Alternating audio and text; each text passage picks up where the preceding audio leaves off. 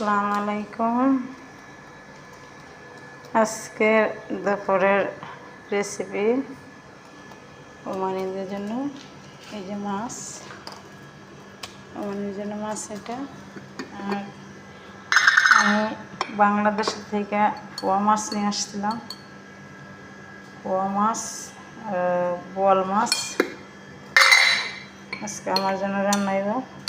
বোয়াল মাছ দিয়া টমেটো দিয়ে 2 পেঁয়াজি, আর ওর জন্য রান্নাইব এই মাছ ভাজি, সালাদ। ওমানি খাবার খাইতে পারি না, বাহিরের খাবার খাইতে পারি না, তার জন্য কিছু কিনা টিনাও রান্না করে খাই।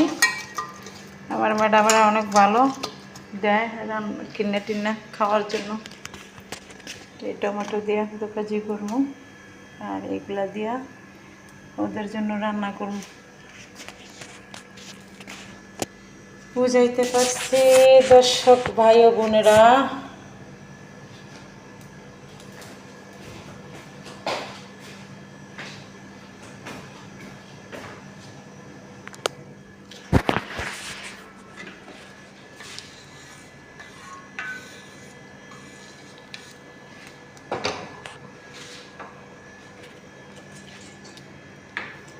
আপনারা সবাই আমার জন্য দোয়া করবেন। আমার সন্তানের জন্য দোয়া করবেন, আমার সন্তানের আগে ভালো থাকে।